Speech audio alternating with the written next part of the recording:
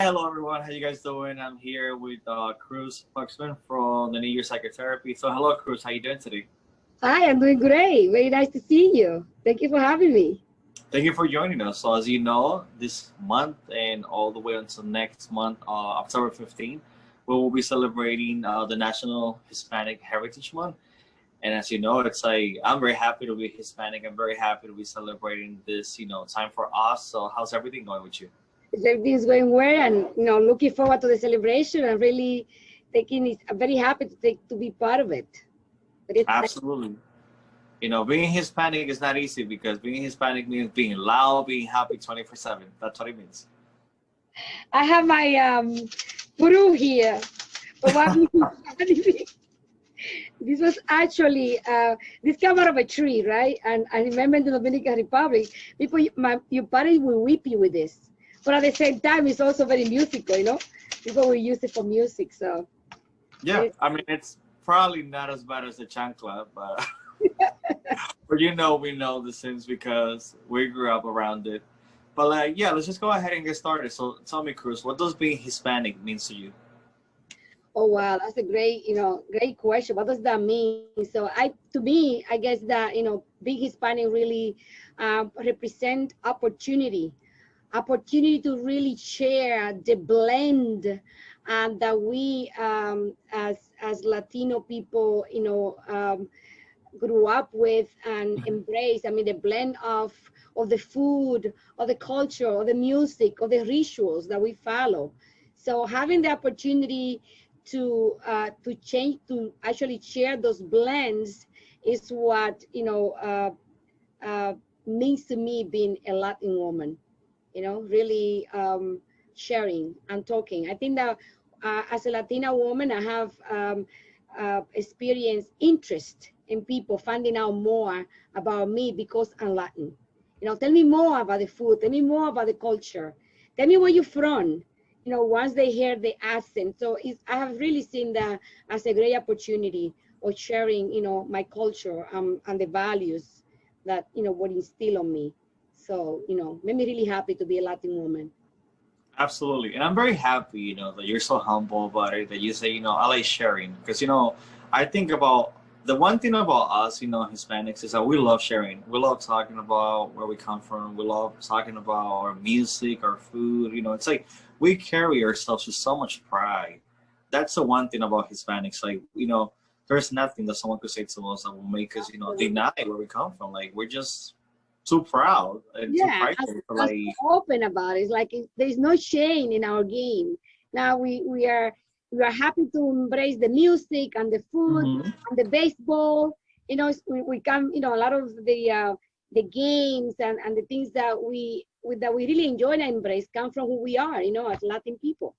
So it's really, I mean, like I see all the time has been to me an opportunity and being also able to speak two languages, that too, is also very, very, I think, honor to me as a Latin woman too, to be able to really, it's almost like having a taste of Mhm. or two words, right?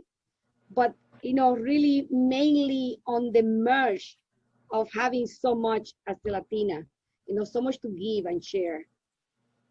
And I'm glad that you mentioned language because I think with us it's like as immigrants that we are, learning English as a second language, could be challenging. But then often I hear, oh God, Spanish is so hard, and to me it's like, well, how do you think we feel when we have to learn another language? You made a good point because it also shows, right, the struggle that a lot of us, when we came here to this country, we pretty much came with all the dream and the Hmm. reason why we come to this amazing country, but we come so hungry for attempting to merge. And I remember, working in a factory and leaving the factory at 5 o'clock and then running to take English classes at 6 o'clock, at the school. So we really showed how that we are troopers, that we really Yeah, we are.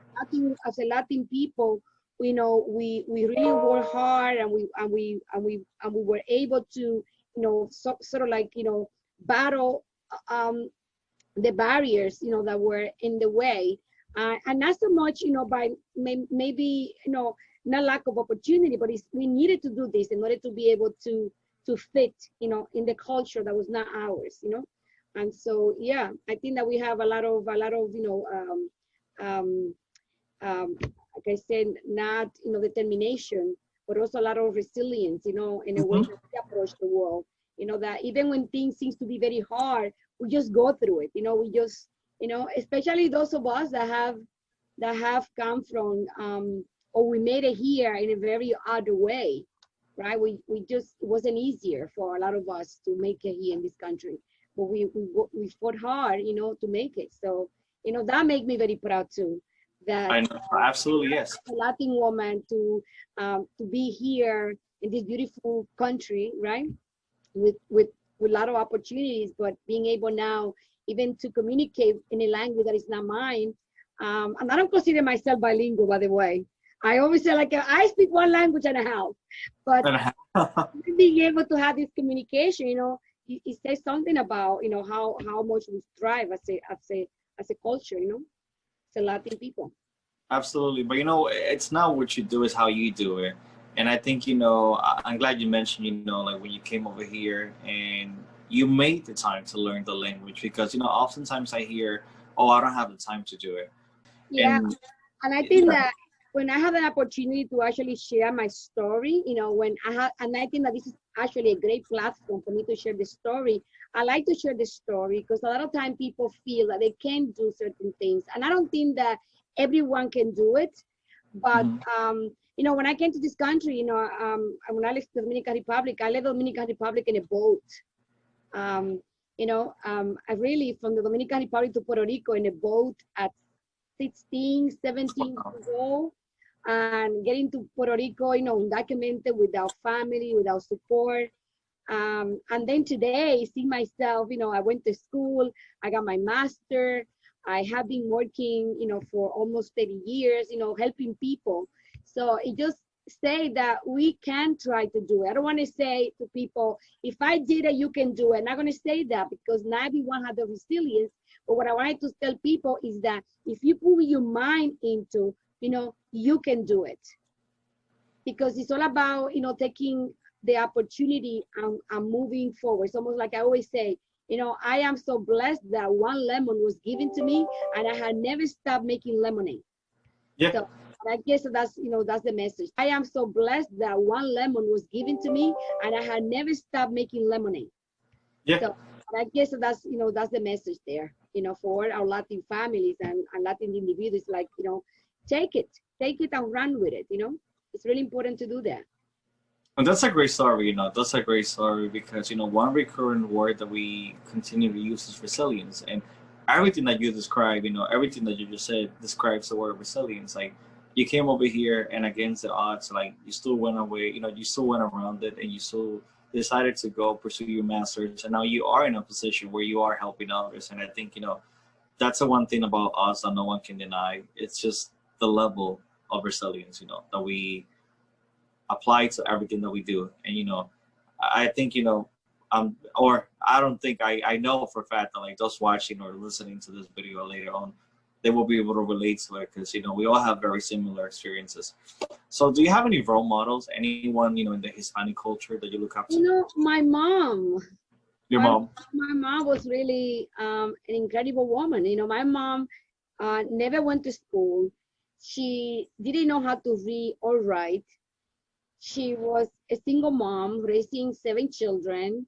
But my mom used to be a laundress. She used to work, out on the street, washing clothing to the rich people to raise us. And I remember seeing my mom coming home with her fingers bleeding because she was washing clothes all day when we didn't have washing machine, even in the houses of the rich people. So see my mom coming home tired from work and bleeding fingers, but yet being a trooper in raising her children, finding out how they went, feeding us and clothing us. It's just remarkable. And so she was the reason why I wanted to make the life better for her too. Because when I left home, she was the reason why I wanted to have a better life, to bring her. And then I follow all my brothers and sisters. I brought them here, but she was really an incredible woman. And I have, you know, my mom passed 4 years ago, but she's my hero. You know, when I look at other women, Latin women that have done well in the United States and in my country, I'm very proud of them.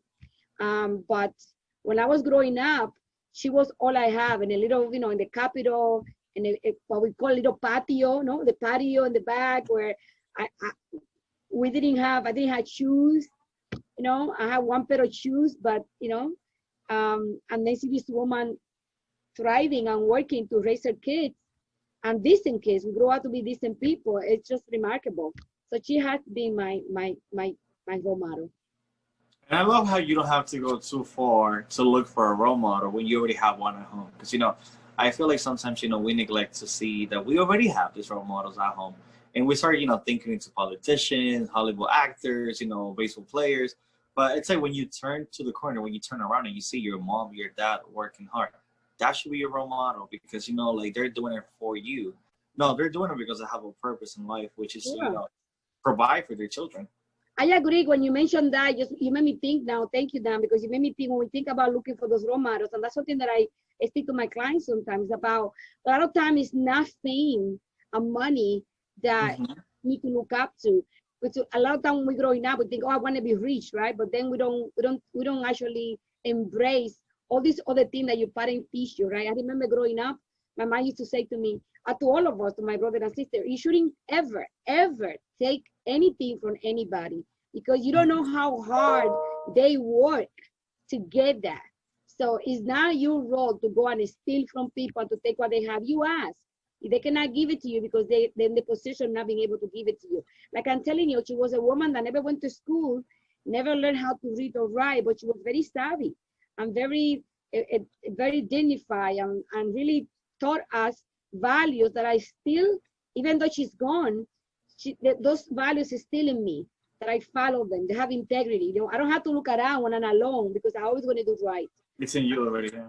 Yeah, and like I said, those are things that is part of my culture. Not only my mom would teach me those things, but so was my aunt, and so was my grandmother, and so was my next door neighbor. You know, one of the things in the Latino culture is also that everybody in the neighborhood has a piece of you, right? If you do something, when I was growing up, if I did something wrong, or anybody did something wrong, yeah, your mom knew by the time you got home. Yeah, you will be whipped by every person on the block. When I got home, you got the bigger whip, right? Not that I'm promoting that.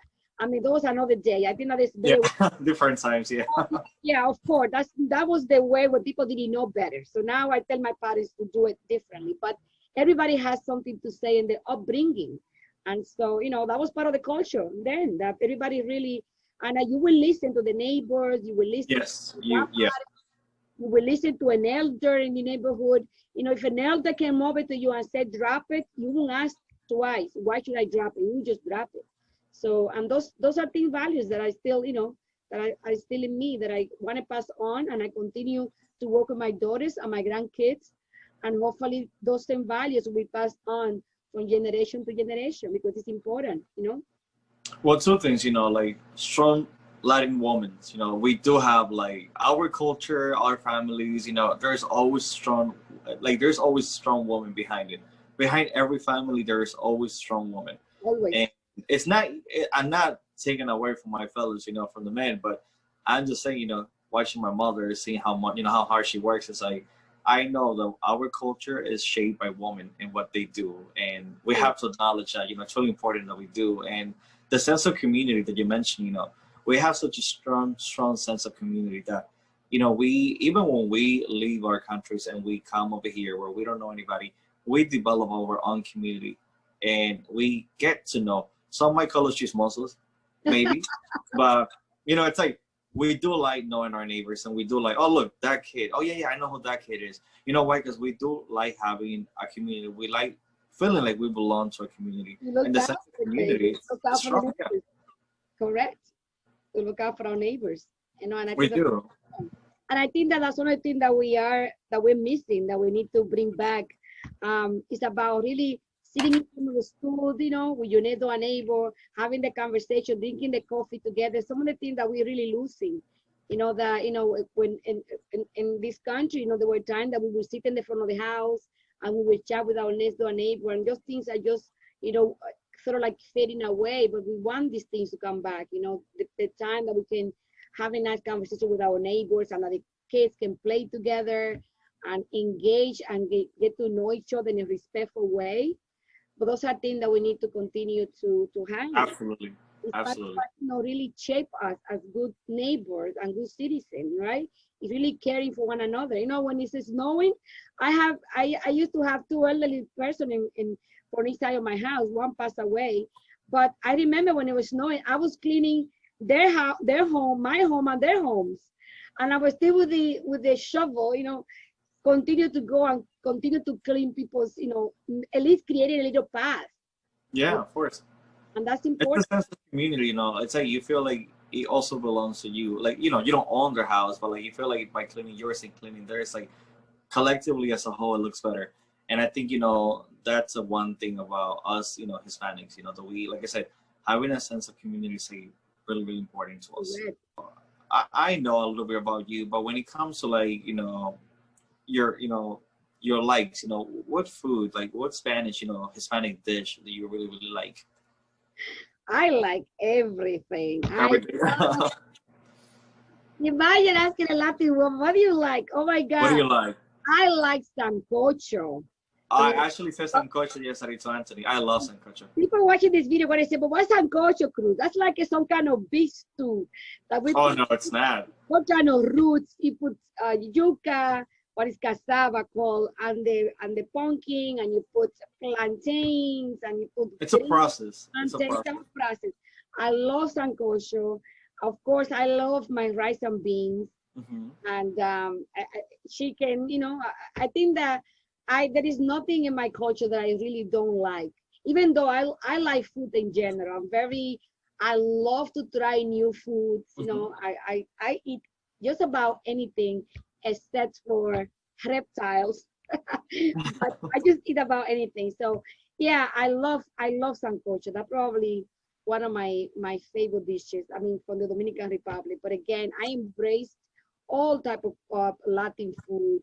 You know, even when I go to other Latin countries, you know, I can't wait to go and sit down and order something typical, because I really, you know, we actually made of that. You know, the Latin people like to eat and drink. That is a, we don't need an We excuse do like eating, yes, food we of a do. party. You know what I mean? Like you go to see somebody, food, or come to eat. You know, the first thing that you are welcome when you go to someone's house is with food.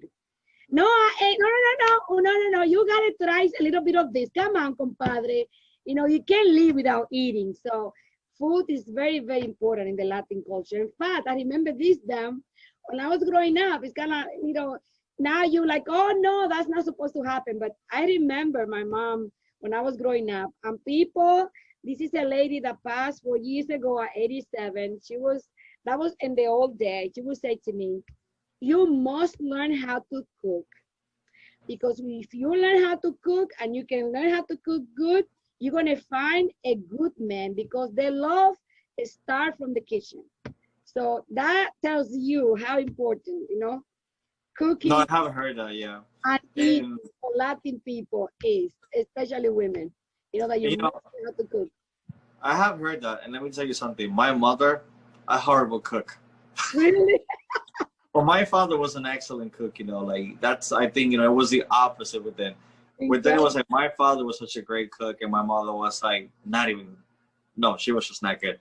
And he ended up teaching her, you know, and yeah, I mean, I do hear what she said, because, you know, I think in our culture, you know, cooking and, you know, embracing, you know, what you learn from your mother is really important. And I Yeah, think, you know, uh, yeah, it does make sense, you know, why a lot of mothers, you know, will want their daughters to learn how to cook, because, you know, they just want to pass on, you know, what they know to them so that they can be absolutely. In fact, like that. even peeling the plantain, you know, like my mom taught me, I can peel a plantain that when I take the plantain from the skin, you will think that the plantain is still there. It's like an art to peel the plantain in a way that you don't have to damage the fruit, right? So that was part of the culture, learning how to peel the plantain You're right. It's hard. It's hard to pull it out. I know people are thinking like, what do you mean it's hard? It is hard. It is. Because, you know, like you say, art, you know, we like when we pull it up to be clean at the end. Yes. We don't like, you know, like those little things that remain behind. We want it to be perfect. So Perfect. I completely understand And what you you're saying. take it out like you are actually eating a ripe banana. You have to get it out Mhm. of that shell without being broken and without being disturbed. Like entirely, the entire thing had to come out. Again, art, you know. There was a certain way. I remember my mom standing by me and making sure, okay, peel another one, until I learned to peel the plantain in the right way in her eyes, right? Yeah, right. Yeah. So, Cruz, you know, with the upcoming elections coming up soon, very soon, actually, you know, not even 2 months from now, what would you say to Hispanics, you know, watching this video? Why is it important for our people to get involved and go out and vote? We have to do this. I tell you why. If we are not if we're not voting, we don't exist. Mm-hmm. I mean, in our communities, you know, the reality is that a lot of people don't, and I think that is lack of education, because I remember that when I came to this country, I'll be quite frankly with you, and I've been here for almost 40 years. Voting was not a topic that people talk to you about. I had no recollection that the first, you know, maybe the 10, 15, 20 years that I was here, that anybody ever spoke to me about voting. Voting have taken a toll maybe in the past 20 years. People vote, you need to vote, you need to vote. What our people need to understand, our Latin family, is that monies that come to our communities, right, is associated to vote. We have to get counted. And because we're not counted, is that we don't get in our communities the monies that is needed to provide services to us. So it is important that we vote, because that vote is really going to determine what is coming to our neighborhood. If you want a better place to live, if you want more employment opportunity, if you want more services for the Black and Brown communities, we need to put that vote out there. And I know a lot of individuals, you know, even when they became citizens, you know, that's not something that we do. It is important that we do that. Becoming a citizen, if you have the opportunity, I must tell you that when I became a citizen, one of the biggest reason why I became a citizen was because, one, I wanted to really, bring my mom here, my family, but I wanted to vote. A lot of women lost their life for helping us to get the right to vote. Remember, there were women in the United States that didn't vote, right? I couldn't vote, yes. We couldn't vote. So women were crucial in making sure that we had the right to vote. So my word to my people, women and men from the Latin community, is that we need to vote. It's very important. The dollars are not going to come to our neighborhood unless we do that. In order to be counted and in order to be heard, our vote must be out there. It is very important.